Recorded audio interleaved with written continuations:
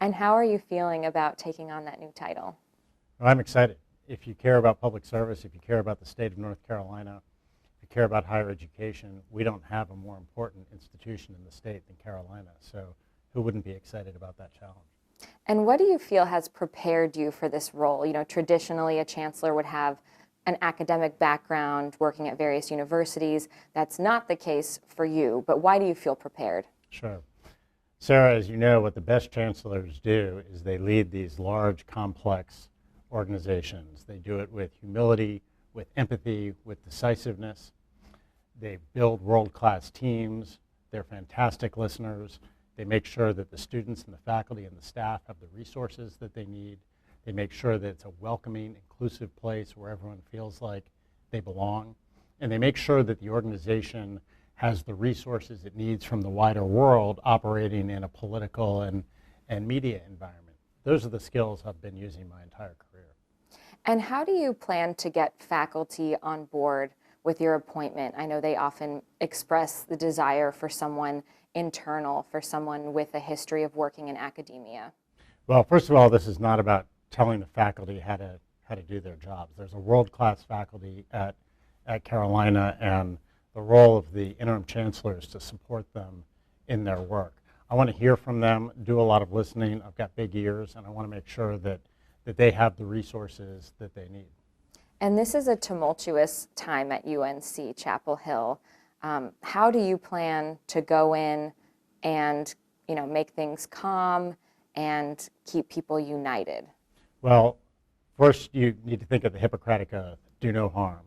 Second, ensure a smooth transition, taking over from the fantastic work that Kevin Guskowitz has done.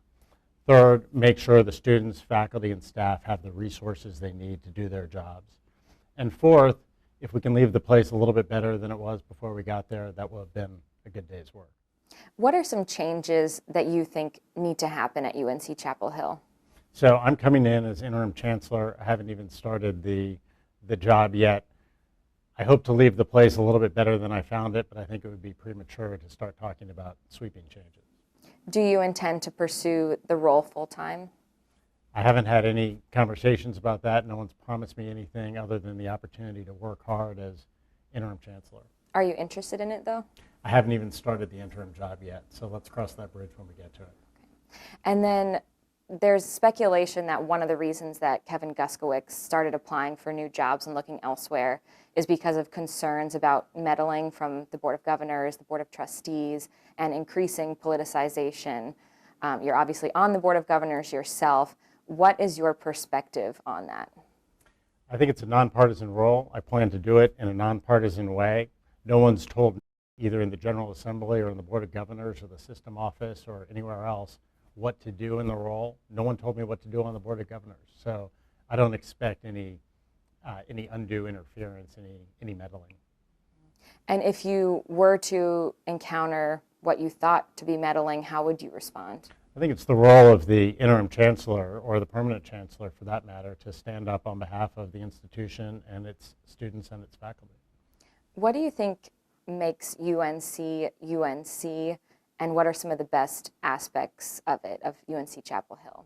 So obviously world-class faculty, one of the best research organizations anywhere in the world, a fantastic student body, people coming from not only all over the state, not only all over the country, but all over the world to study at Carolina. We're fortunate to be in North Carolina. I believe the future belongs to North Carolina as a state. We're growing tremendously fast. It's one of the most interesting places in the country. There's no more important institution to that growth than Carolina.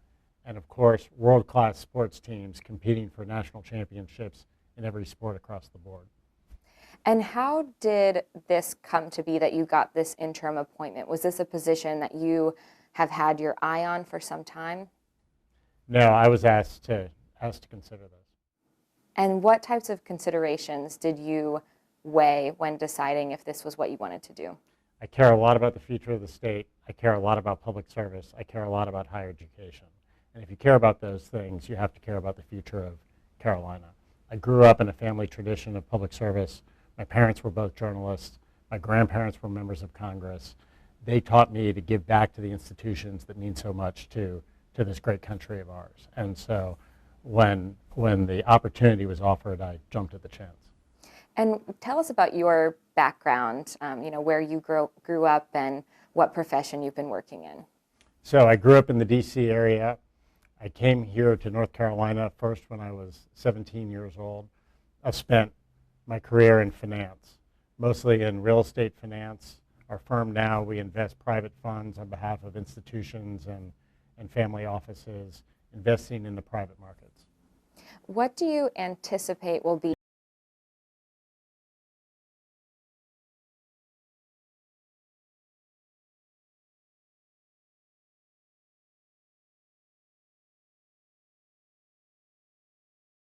a moment of extreme flux for college sports, possibly the greatest moment of instability that we've seen in a long time.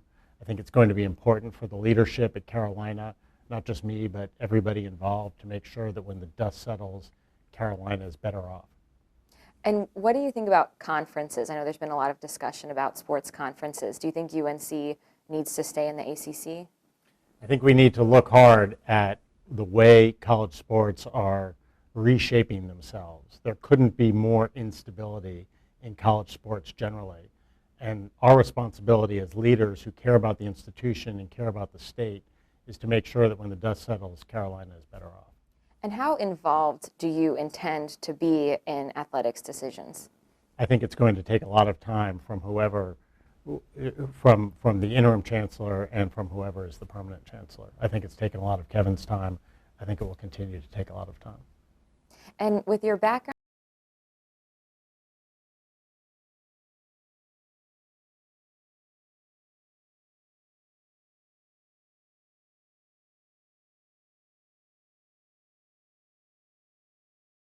I served as budget director for a couple of years, budget director for the state of North Carolina. And this question came up a lot. You can't run state institutions or public institutions like a business. The incentives are all very different. But that doesn't mean that you can't bring a business mindset to some aspects of the operations. have you had any conversations with Chancellor Guskowicz? Chancellor Guskowicz and I have worked very closely together in my role on the Board of Governors. Do you plan to ask him for any advice, or what are some of the things you think that he did well that you'd like to continue? Oh, I'd be eager for any advice that he's willing to give me. I think he's done a fantastic job during one of the most difficult times in Carolina's long history, starting with a global pandemic, of course.